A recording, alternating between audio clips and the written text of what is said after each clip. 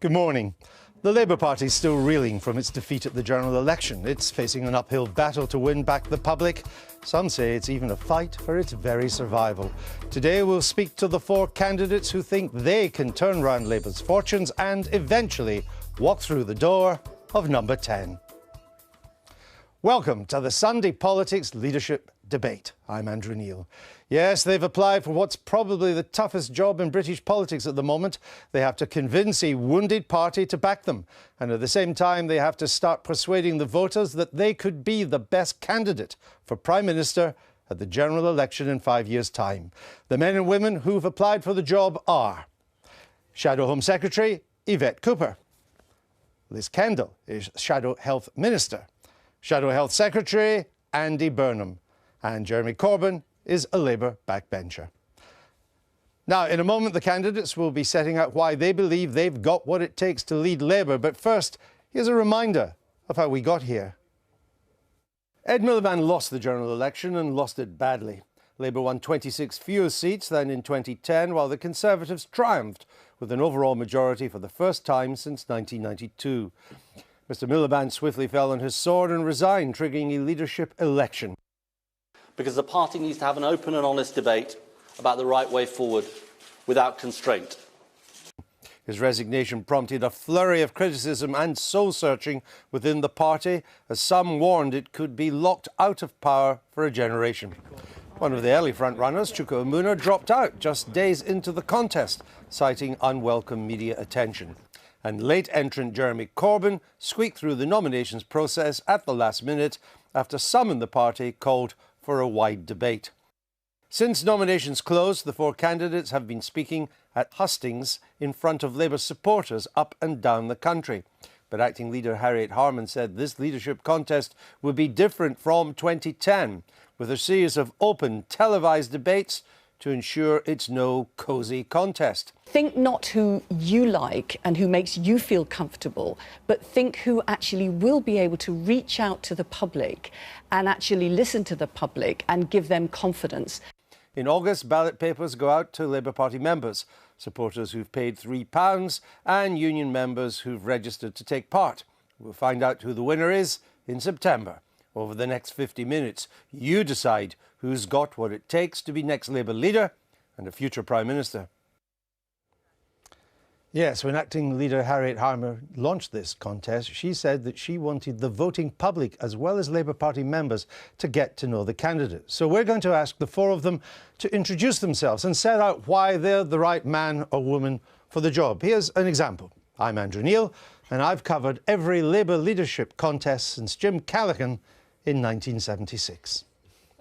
A little earlier, they all drew lots to decide the order in which they'll make their statements, and Yvette Cooper won, or lost, depending on your point of view. So, Yvette Cooper, please take your position here. Yvette Cooper has been Shadow Home Secretary since 2011. Before that, she held a number of ministerial jobs in Gordon Brown's government, including Work and Pension Secretary. I'm Yvette Cooper. I watched the news on Budget Day and there was a working mum who's in tears at what the tax credit cuts will mean for her family, and I hate what the Tories are doing to families in Britain. But if we want to change that, we have to rebuild to win. And we need a leader strong enough to take the Tories on, not to swallow their myths, but strong enough to change our party so we reach out and don't push people away. Born in Scotland, brought up in England, my family are from the north. I went to a comprehensive in the south. And I love the diversity of our country. I want us to have a stronger economy and a fairer, less divided Britain, to back the good jobs of the future, invest in science, work with business, and also to fight injustice, to end child poverty in our lifetime. We need a leader who can be a Labour Prime Minister, not just someone who makes us feel good about the party. It's not enough to be angry at the world with a Labour Party. We have to change the world. Yvette Cooper, you once said that, and I quote, "The difficult thing in politics can be sometimes be the earnestness all the time." So what are you going to do to lighten the mood of the Labour Party? You want me to tell a joke? So there's a challenge to me to tell a joke. The trouble is, part of the reason that we end up being earnest is because actually there's so many things to do and so many things. I'm not doing this because I want to be something. I'm doing this because I want to do something. You're right. That means there's always a risk of being earnest. All right. It's because there's so many problems to face. Thank you very much for that. Now, Liz Kendall has been in the Commons since 2010, which means that she's the newest MP of the Labour candidates. She attends Labour's shadow cabinet as Shadow Minister for Care and Older People. I'm Liz Kendall, and I'm standing to be Labour's next leader and Prime Minister because I love our party too much to see us lose again, and because I believe Britain's future can be so much brighter than it is.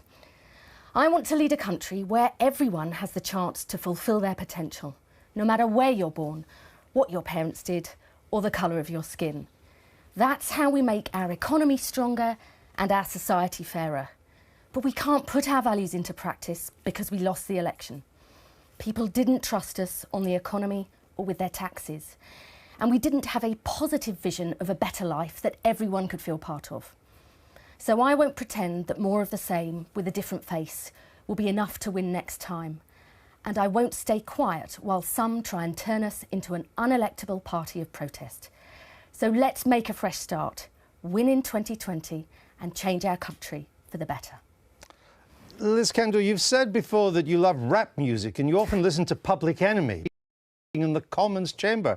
So what did you listen to prepare for this debate this morning? Well, unfortunately, I didn't go out for my run. That's one of the issues about being busy on an election campaign. But I do like not just rap, I like a bit of 80s pop as well.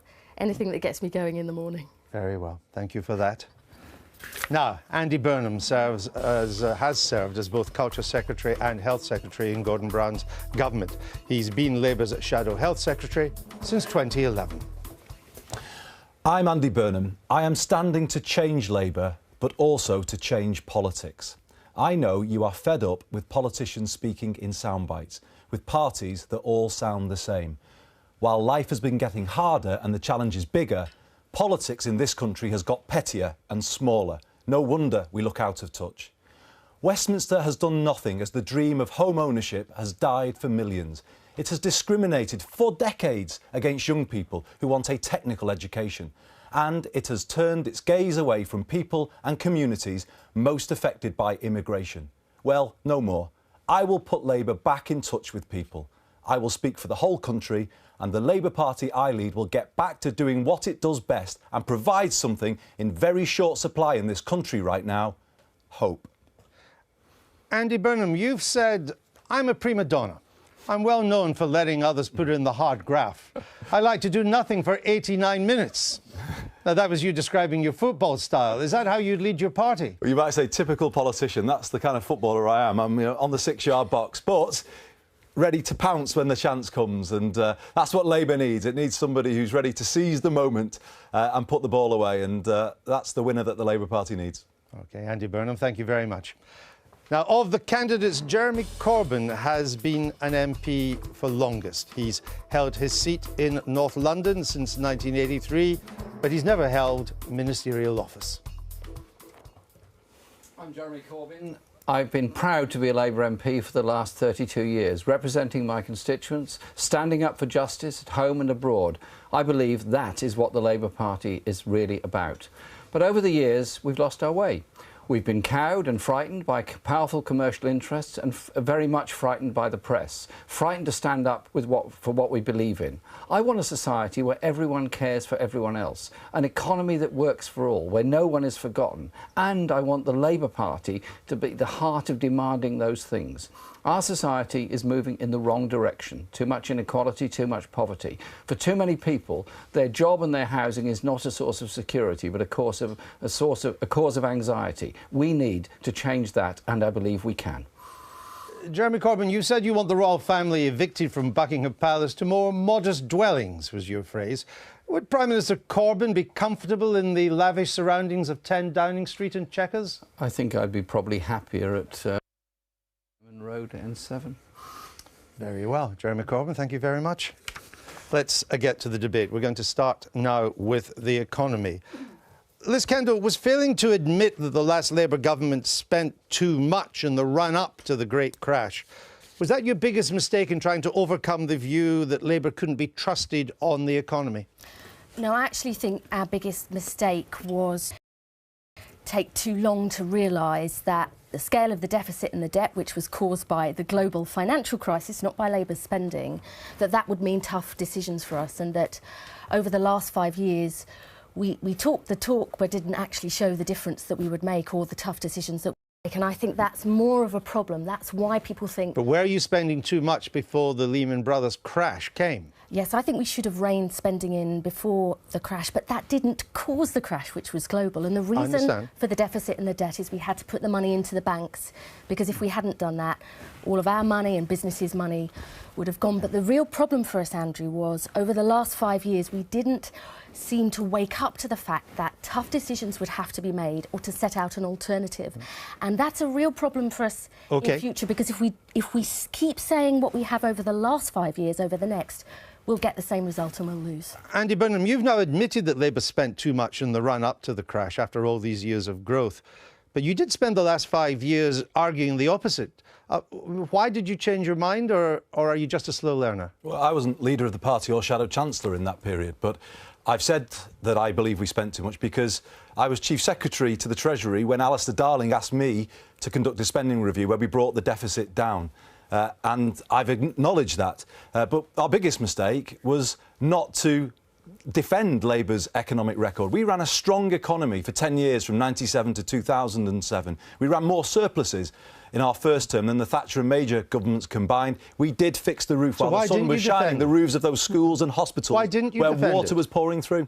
Why didn't you? Because I wasn't leading the party at the time. I think the biggest mistake was to allow the Tories to hang that millstone of Labour's mess around our necks unfairly, but also to fail to face up to our mistakes. Because if we had have done that, and if we'd said early on that, yes, we did let the deficit get too high, the public would have given us more credit for what we got right. You don't agree with that, Yvette Cooper, do you?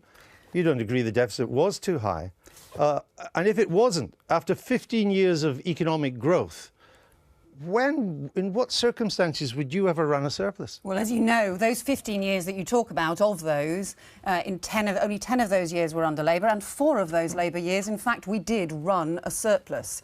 So where I disagree with Andy is, look, I think it's we should ideally we had a small deficit just before the financial crisis, and ideally hold on. We had according to the OECD, we had the highest structural deficit in Europe, other than Greece. The current deficit at the time, just before the crisis, was 0.6%. As you know, it wasn't the deficit that caused the financial crisis, it was the financial crisis that caused the deficit. No one is saying that. No one is saying that the deficit caused the crisis. What we're saying, the argument we're getting you to address, is that after 15 years of economic growth, we still had the highest structural deficit in Europe, bar Greece. But was that sensible? Andrew, you know, as I've said, ideally the small deficit would have been a surplus. However, the reason that we had the deficit at that time was because tax revenues didn't come in. I think there is a big problem about what happened with tax forecasting, about what should have been done about tax avoidance. No, I'm talking about the years 2006, 2007.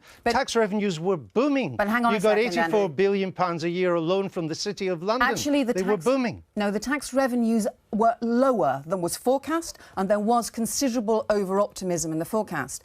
But the point is that the point that Andy and others have made is that somehow what was happening with public spending made us too weak to deal with the financial crisis that it happened. And as you know, debt, in fact, was really low because of the surpluses that Labour had run in the past. Because debt was so low, we were able to support the car industry. Let me finish the answer first. You added to the national debt. We were able to excuse me, Yvette Cooper, you've just said something that's factually not true. But debt rose under the last Labour government. It went from 300 billion to 500 billion before the crash. But as you know, debt as a proportion of our national income grew.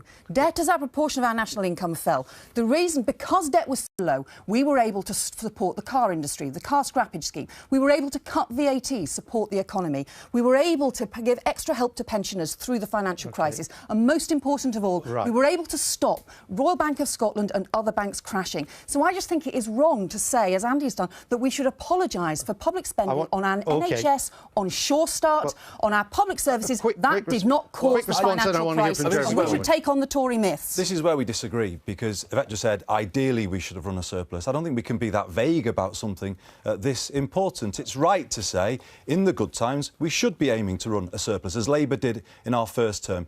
we lost that discipline in the beginning of our third term. And I know that because I was Chief Secretary when Gordon Brown and Alistair Darling asked me to start bringing the deficit down. We began to do that, but, Andrew, the ink was barely dry on that spending review before the crash came. So the deficit was too big when the crash came, and we were then in a weaker position. That spending review increased spending, All right. increased investment. Let me bring in Jeremy Corbyn. The spending review actually increased public spending lower than overall growth in the economy, and that's why it was going to bring the deficit. Hold on. I need to. There are four of you fighting for this leadership. I'm sorry, Yvette Cooper, there are four of you. You can't hog the stage.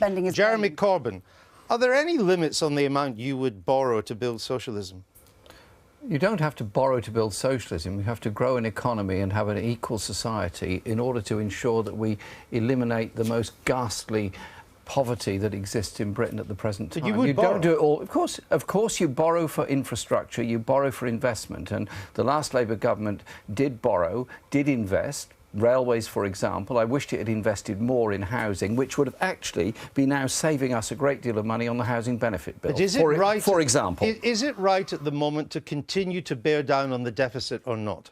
It's right at the moment to look at the issues that face Britain. One of them is low tax incomes because of low wages. The other are vast levels of tax avoidance and tax evasion that goes on, probably £50 billion per year. I think we bear down on those two things What first. I asked you was, is it right to continue to bear down on the deficit? Yes or no? We should ultimately have a lower deficit, but the most important thing is to get the economy growing properly, and you do that by investing. Therefore, you don't set an arbitrary date to move into budget. So you would borrow more?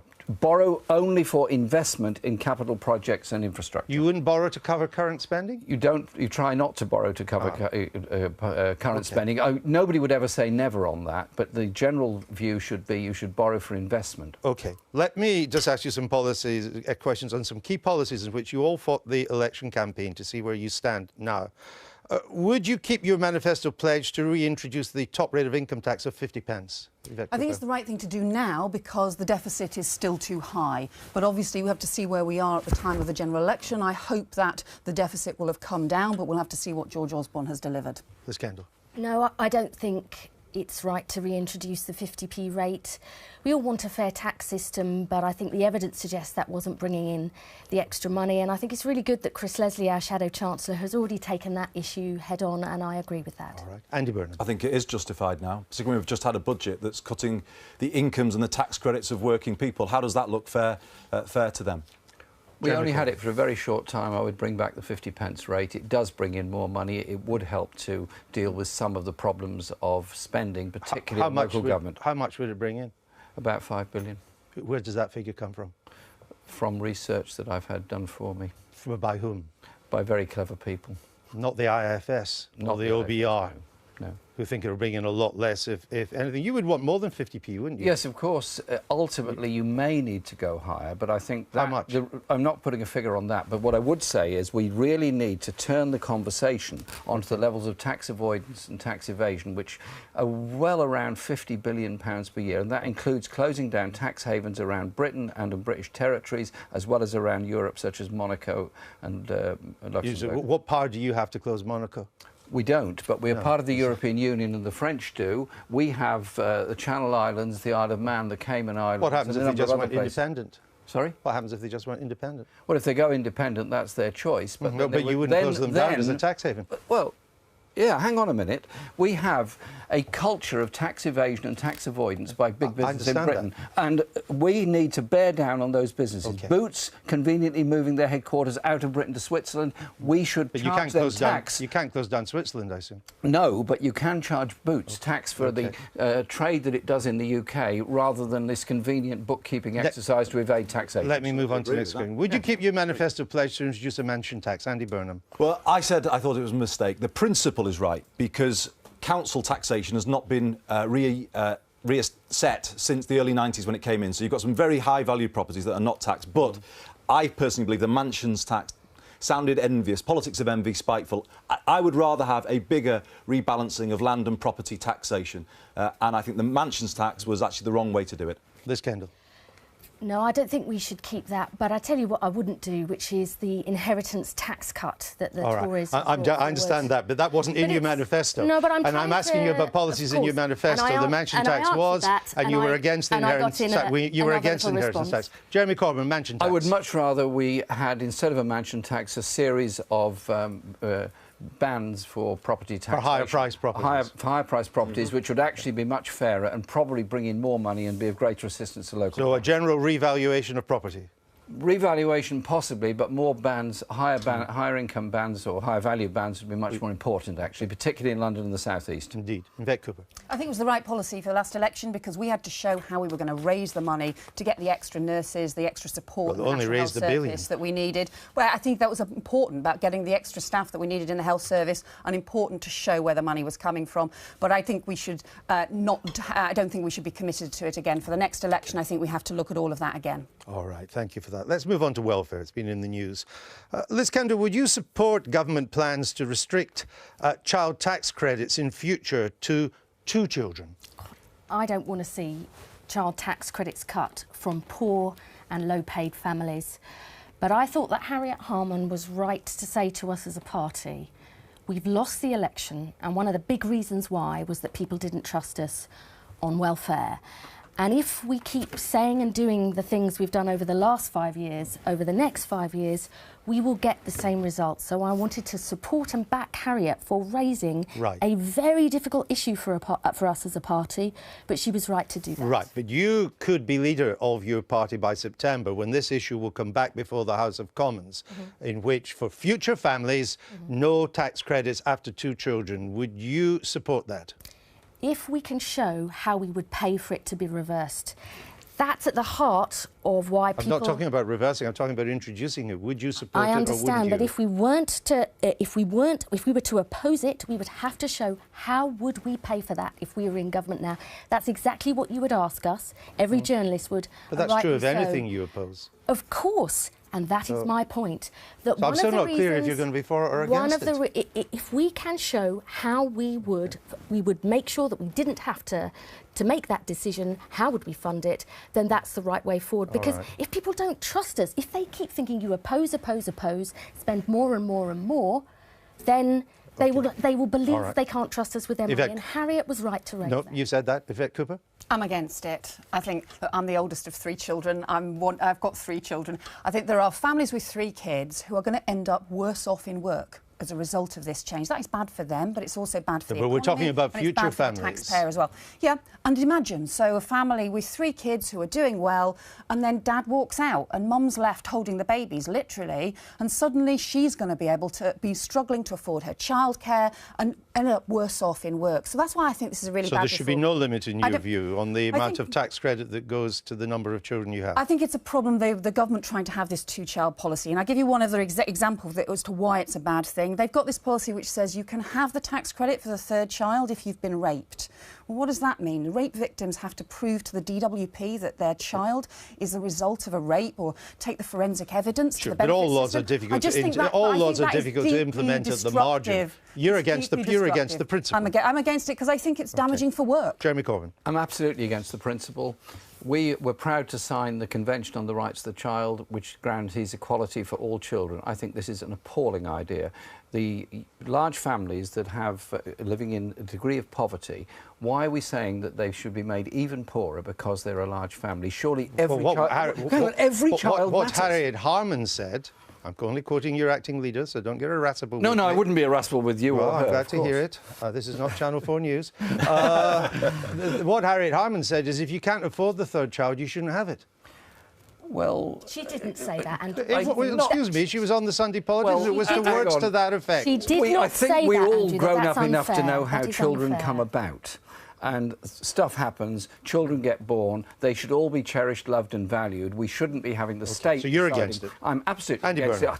it. I think it's completely wrong. Completely against it. It's the worst trait of this divisive Chancellor. It's dog whistle politics. It's dividing one family from another, and it's a judgmental policy. I'm like Yvette, middle of 3 children, have 3 of my own. You know, why should we have this situation where we're saying some families deserve more support than others? I'm against it. Tax credits support people in work, Andrew. They're a big achievement of the Labour government. And do you know why? You know what? I've led the opposition against this week within the Labour Party because Labour has to stand for something. We've got to be proud of what we achieved when we were in government, and that is supporting people in work. Did you raise this with Harriet Harman in Shadow Cabinet?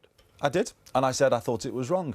I believe tax credits are one of the biggest and best things we did because they support people... One second, Liz. They support people in work and people into work. And the problem with George Osborne's budget is it diminished those work incentives and it isn't going to do what he claims he is doing as Chancellor. We all agree Labour's with got that, to take a stand on things that matter. But let me ask you, Andy, how, you know, out of all of the proposals that George Osborne has put forward, which ones do you support? I've said I support the principle of a cap on benefits. People out there don't... Wait, well, let me answer your question. Liz, let me answer your question. That raises a tiny amount of money. Listen, people don't trust us on welfare. It'd be nice if you let me answer your question. And if we don't change what we've been saying and doing and setting out an alternative, and I think that's the question. And that's the point you've made, Andy Burnham. I said I support the principle of a cap. People don't support the idea of people receiving more in benefits than people get when they earn in wages. But I would get the housing benefit bill down a different way. I think, like Jeremy said, let's allow councils to build more council homes so that we don't have so many people in private rented accommodation where the landlord rakes in the housing benefit but doesn't put a penny of that money back into the upkeep of those properties. And he's right on that. The majority of the housing benefit bill actually goes directly to private sector landlords, particularly in London and the South East. We have got to rebalance it by building council homes and controlling the private rented sector, including caps on rent levels. Well, we've got to make sure that the debt and the deficit come down. But I think where I disagree with Liz is I think she's making the mistake of thinking that all of the Tory policies, we therefore have to start from them. I don't think we do. And also I don't think we have to start by accepting George Osborne's numbers. He changes them every single time. Since between March and July, he's changed his numbers all over again and increased his borrowing. Right, but here's the broader picture. So I think what you're saying different from our welfare policy of the last 5 years. For example, we should have a universal childcare system. That's what we should be doing. That would help far more people into work. What's the answer to Liz Kendall's question? In what way is what you're arguing different from your policy for the 5 years? I think we need to be much more ambitious about the childcare that is mean? Preventing so many parents working. The government has cut back on childcare at the moment. They've reduced the childcare. I think we should support it. I think it's right that we shouldn't do the inheritance tax cut that the government has introduced. But I also think it is a mistake to think that, you know, that somehow we have to prove line by line what George Osborne... Yes, you are, but what's what you're saying to line by line for George Osborne I think that we could change what he said on working tax credits, which is going to hit 3 million low-paid working people hard, which is that we can look at an alternative, which is the £100 billion we spend a year on tax reliefs, many of which have a good result and others that don't, and that's why I've asked Margaret Hodge to look at that. To govern is to choose. I've set out an alternative. And I think it's a good one. And to be fair to Liz, I think her tax reliefs review is an extremely good one to do. But I think you've also got to make sure that you get the economy growing, that you get productivity going, that you increase science support. Of course, but that's so vague that it's impossible to see what a policy... I want to put a point to Andy Burnham, who's been silent. I need to bring... not just start from... I understand that. You've both had a pretty good run. I need to broaden it out to the other 2 candidates here. You all say that you've had a hell of a dramatic defeat, that the scale of the defeat is much worse than you thought it would be. But listening to you, it's still pretty much business as usual. Not at all. You haven't got a dramatic response. I don't know how you can say that, because at the beginning of this programme, I faced up to the things we got wrong on the economy. And I've also faced up in this leadership election to the challenges we've got on immigration. There are many people around this country who see the effects of immigration in their communities, wages being undercut, pressure at the GP surgery in primary schools, and they feel Westminster just doesn't pay any attention to that. And I've said that. I said that at the beginning of this programme, so I don't know how you can put that point that you've just made to me, because I have faced up to those difficult issues throughout this leadership contest. But we've yet to see what the dramatic policy response would be to rescue you from your own self-described predicament. Well, I need to recommend my speeches to you more often. Maybe you should read them, because I've said on immigration, we, yes, should support free movement of labour, but wait a second, but not freedom to claim. I've also said we need to agree with Europe as part of this renegotiation measures to stop the undercutting of wages of the skilled workforce. Thirdly... You said all that before the election. No, thirdly... You said that before the election. Thirdly, I've said that communities that are most affected with pressure on primary school places and GP surgery should get funding directly from Europe to help those communities deal with the effects of migration. Jeremy Corbyn, you've been consistent in opposing all welfare cuts and most public spending if it wasn't defence. What do you think is the better model for Corbynomics? Is it high-spending Greece with a youth unemployment rate of over 60%, or tax and spending Venezuela, where inflation's over 60% and they've run out of loo paper?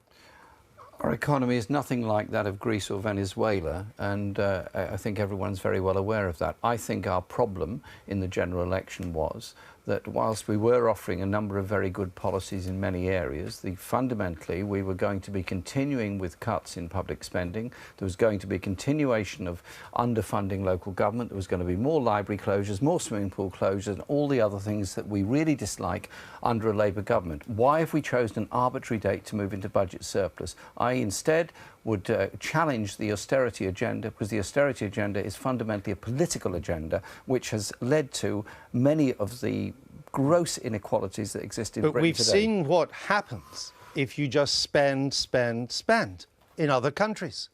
You end up like Greece. Well, what you do is collect your tax like Venezuela. And the people of Greece were shortchanged by the elites, by the businesses and by the banks. It's not the poor people in Greece that caused the problem. The issue is in Britain we do not collect the tax that's owed. You know, they were sold a lie, which is you can have everything you want without making any changes yourself, and that's why Tsipras had to back down. Now we need a decent, sustainable settlement in Greece. Look at the victims of what the European Central Bank are doing to Greece. The poverty, the unemployment, and the European Central Bank and the European Union will rue the day. You don't have to tell me about the people who are suffering We'll rue the day. But you don't find a ladder out of the hole that Greece has got into. We'll rue the day that they've put this punishment. And that's not Can I finish? Syriza... We'll put the punishment on the people of Greece. Okay. All right, Liz Kendall, let me ask you, if you become leader, but Jeremy does very well in this election campaign, will you have him in your shadow cabinet? I haven't made any decisions about that yet, but what do you think? I don't think Jeremy and my politics is anything like, you know, the same. And I think there is a challenge for centre-left parties across Europe. On the one hand, avoiding the kind of ever-increasing austerity that sees people left behind.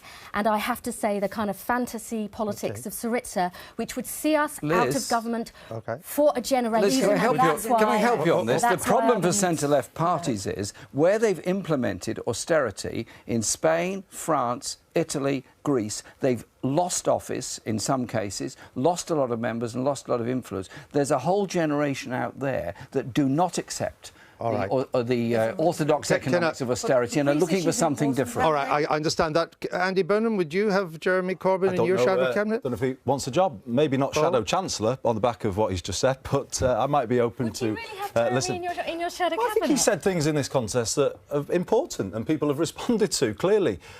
So I think the Labour Party's got to come back together after this leadership contest. Yvette Cooper? I'm not going to prejudge or somehow He must have some thought. If he might win, but if he comes second or third... Really? Do you think politics is I'm not going to... Would you not offer him a job? I'm not doing it, drawing up shadow cabinets in advance of the leadership election. I don't think that's the right thing to do. There's a lot of things Jeremy and I disagree with. However, I think I just disagree with both Jeremy and Liz on the Greece issue, because I think the real problem for Greece is that the Eurozone, the other Eurozone countries have been imposing on Greece something that is simply undeliverable. It's unsustainable. You cannot bring your debt down unless you actually get the economy growing. Why would you stay in a club that does that to you? I think we're going to be affected either way.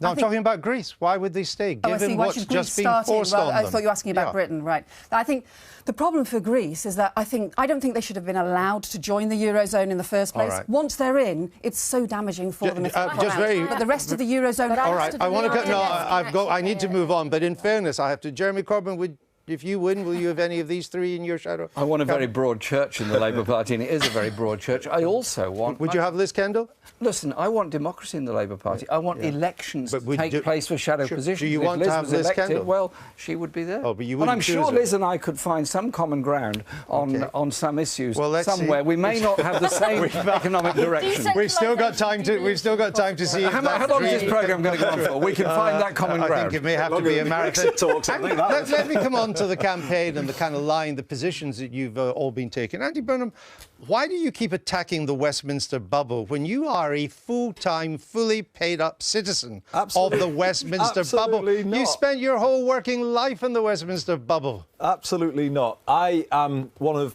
few MPs who represents the place where I grew up, and I've always lived there. I've never spent my weekends down here, and when you do that, it has a habit of rooting you in the real world, because I go back and I go out with the people I played football with, the people I went to school with. That is me. You've always worked from a mile from where we are. Tell me one job you've had that's not the Westminster bubble. I worked for a newspaper. I worked for a publishing company before I came into politics. For how long? Pardon? For about 4 years.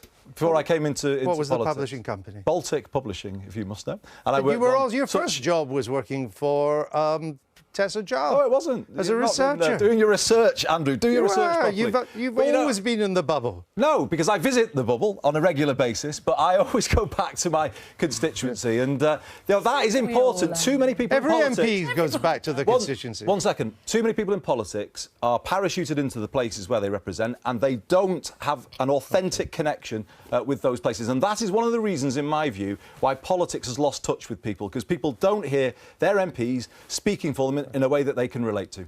All right. Liz Kendall, John Prescott said that he didn't think parliamentary researchers should run for leader after one term in Parliament. Who do you think he was talking about? It might have been me. Might have been. But I think it was. I've done a few jobs outside politics, and I've worked in politics, and you know what? I am proud that I helped the Labour government make some of its great achievements on childcare, on support to work for lone parents, and on big changes and improvements in the NHS. But I think what people really want in a leader is someone who listens, who sets a clear direction of travel, and who can say sometimes the uncomfortable things to their party as well as the easy ones. And I think that's part of the judgment that Labour Party members will be making. Yvette Cooper, you're a fully paid-up member of the Westminster bubble too, aren't you? Well, we've all been part of, both the three of us at least have been part of the Labour shadow cabinet for the last 5 years that lost the election. You basically came straight out of university and went into the Westminster bubble. Do you know, it's worse than that. I was actually a journalist for a while, so, you know, as you know... So things could only get better. My first job, curiously, was working on a farm, driving a tractor, but I wasn't particularly good at that, so I don't think that really counts. So, I mean, you have been an MP since 1983, but perhaps are you more in a, not so much the Westminster bubble, but are you in a kind of Trotskyite bubble of your own, which is why the Tories are desperate for you to win this election? Well, I've worked as a trade union organiser. I've done lots of other jobs before that, and I've been an MP and very proud to be for the last 30 years. My passion is for human rights, my passion is for equality, my passion is for democracy, my passion is for peace. And if we're just going to throw labels around, as so much of the media do in this campaign, that's not helpful. But the people in the Labour Party are crying out for something different. Does it trouble you that you are the favourite among Conservatives to win this election? Well, this rather ridiculous story keeps flowing around and around. Anyone that registers to vote in this election has to register that they're a Labour supporter, going to remain a Labour supporter. Personally, I'd rather they joined the party and became full members of the party, so we have a stronger party. Okay. We're now up to 250,000 members and growing very fast, and I want it to be much bigger than that. Liz Kendall, what does it say of your party and this campaign that some Labour supporters started a Facebook page called Liz Kendall for Conservative Leader? I've been saying we need to be back great businesses, be for sound public finances, a great school in every area, strong defence, and for real welfare reform. And if people think they are Tory values, then the Tories will be in power forever. But that's what a chunk of your party seems to think. And my question was, what does that say about the way your party's going?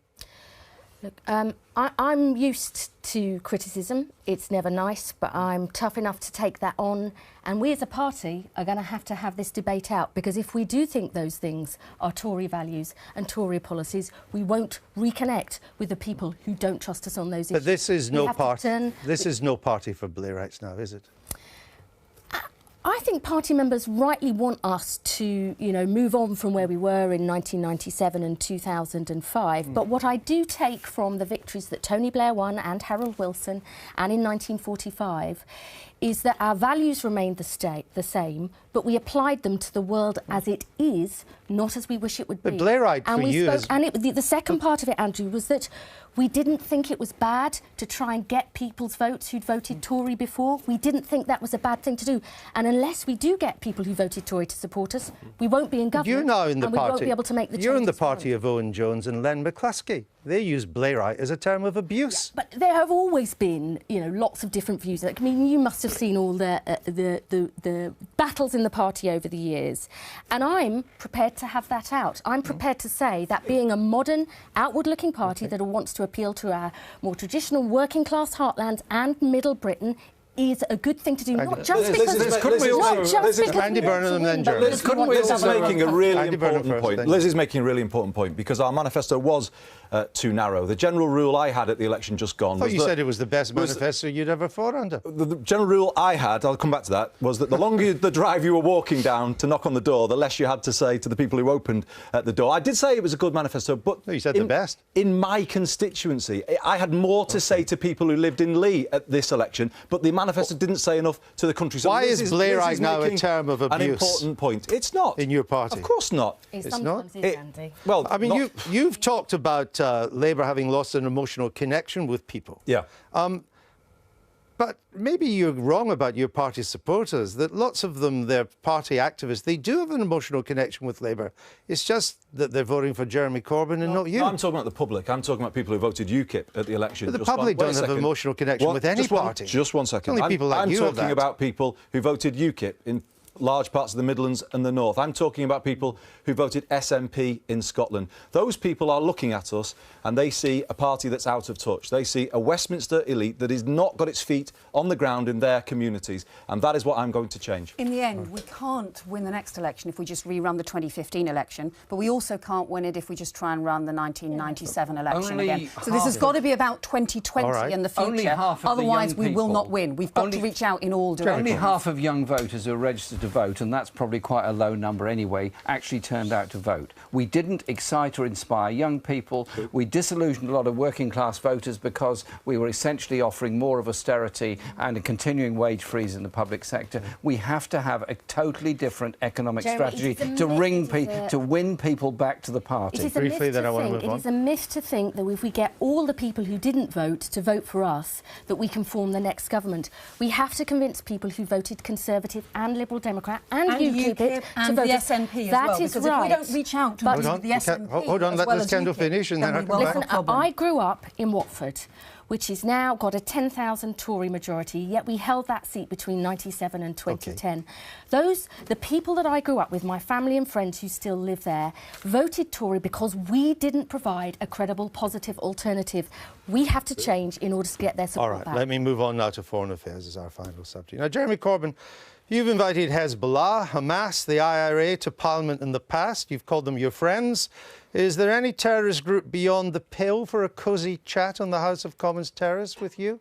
I invited a number of groups to discuss the Middle East into a meeting in Parliament and welcomed everyone to that meeting as friends because they were coming in prepared to have a serious discussion.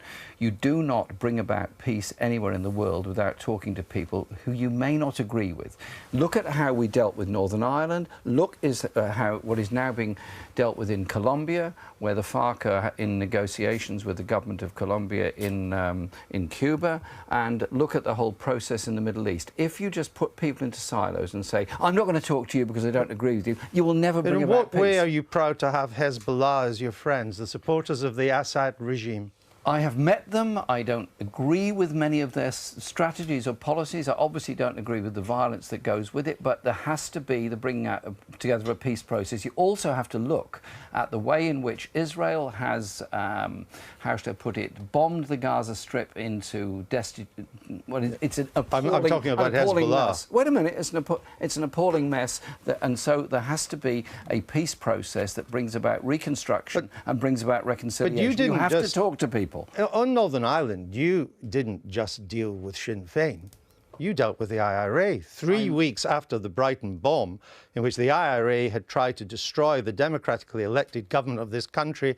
You invited 2 convicted IRA terrorists to the House of Commons. They were former prisoners who had come out of prison, women who had come out of prison, came to Parliament, actually in a meeting that had been arranged long before, to talk about prison conditions and rehabilitation of prisoners. They were IRA. Is there anything wrong with that, since they had a spent conviction? They had their organisation had just tried to blow up the British government. The whole history. Did you not think about that? Of course I thought about it. And you still invited them in? And I wanted a peace process. That's why I maintained a level of contact with Sinn Féin throughout that period, as indeed, secretly, the British government... You didn't want a peace process. You wanted a united Ireland. You saw Northern Ireland as an imperialist colonial situation. I do believe ultimately Ireland should be reunited, but I also never believed, and I don't think anybody else did, there was ever going to be a military victory for either side in Northern Ireland. There had to be a peace process, and there was a peace process, and I am not ashamed of those of us that had the courage to step outside and say there has to be discussions that involve people from the Republicans. Just tried to blow up the government.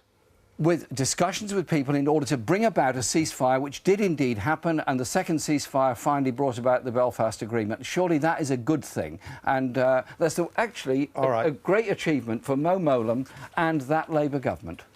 Once this contest is over, it is likely that David Cameron will bring forward a vote in Parliament to extend our bombing raids against Islamic State into Syria. If you're leader of the party, will you support that, Yvette? Well, he hasn't put the evidence or the case to us, and I actually think it's really important that as an opposition, a responsible opposition, you look very carefully at that So case. would you be unlikely to support it? Well, we're obviously involved in military intervention in Iraq. I know all that. I'm talking about Syria. We haven't got much time. I'm trying to get a straight answer to what will be the big foreign policy issue of the autumn. And the big questions about any intervention in Syria is it in line with international law? Is there a clear military objective and a clear moral objective? Because, of course, in Syria, the Syrian government is led by Assad. There are huge problems with that. And there are huge problems about who and what, in fact, you would be backing and what the implications That sounds like a no. That sounds like a no. No, it's about being responsible. I hear what you're saying. I need to get everyone else in. Liz Kendall, yes or no? Would you back it or not? There would have to be a clear military objective about how us joining the campaign with the US would add to what they're already doing, and it would have to be part of, to be honest, a much broader and wider political strategy in the region. You know that there are still huge problems with countries in the region and the support they're giving the new Iraqi government. That's those are the clear interesting criteria. caveat as well. Andy Burnham. I won't rule it out, but we'd have to proceed cautiously and on the basis of the evidence. We haven't yet seen the government's case, but I don't want Labour to just sit on the sidelines as these terrible events are taking place. But I was one of those who urged caution over Syria in the summer of 2013, and Ed Miliband was right, in my view, to ask for a pause at that point. This party will face a sobering moment when the Chilcot report is published, and we need to learn the lessons of our past and be seen to learn those lessons. And the final word on this goes to you, Jeremy Corbyn. No, I would not support the bombing of Syria. What I would support is choking off arms supplies and finances for ISIL, further support for the refugees, and the development of some kind of wider peace process. And I think the good news this week of the nuclear deal in Iran provides the atmosphere in which that wider debate and wider peace process can take place. Bombing will not solve it. OK, time now for our 4 candidates to make their final pitches to you and why they think they should be leader of the Labour Party. They've just got 30 seconds and it's in reverse order. So, Jeremy Corbyn, you go first. I was nominated for this contest by people who wanted to see a different Labour Party and wanted to see a change. We're desperate that we'd lost a general election, and I believe we lost it largely because we were not offering something sufficiently different from the Tories. I think the way forward for Labour is to recruit more members, become a much stronger social movement, but above all have an absolute passion to end inequality and poverty in Britain, provide decent, good public services to people and invest in a growing economy. That, to me, is the way forward for our party. Thank you, Jeremy Corbyn. Andy Burnham. I am Labour because I believe it represents the best hope for millions of working people. Some of the best advances we have seen, from the National Health Service to the national minimum wage, have come from Labour governments. But the hard truth now is we have lost our emotional connection with millions of people in our country. They look at us, they see a Westminster elite talking in a language they just don't understand. I am standing to change that. I will put Labour back in touch with you. I will give you a party you can believe in and a vision worth voting for. Andy Burnham, thank you. Liz Kendall. There are now only 24 seats with a Tory majority of less than 3,000, and we've got to win back 94 to be in government again. And the scale of this challenge means we can't stick with what's comfortable and familiar. And if we move to the far left, we'll be out of power for a generation. I know Labour Party members want to win, so we can put our values into practice and make the changes we're all so passionate about. We achieved great things in government. Vote for me and I'll make sure it happens again. Liz Kendall, thank you. Yvette Cooper. I wish we weren't having this debate now because I wish we'd won, but we didn't. Labour didn't earn enough support across the country, and we have to rebuild to do that. We'll only do that with an optimistic vision for our future, supporting high-tech jobs, but also tackling injustice. But people are going to say to you that you have to choose between your heart and what you care about and your head and what's needed. I think we have to do both. We have to have people voting Labour with both their hearts and their heads. That is why I am standing for the Labour leadership. Yvette Cooper, thank you. And my thanks to all four of you for this debate. That's it from the candidates for the leadership of the Labour Party. We hope you found the debate informative, perhaps even enjoyable. We did our best.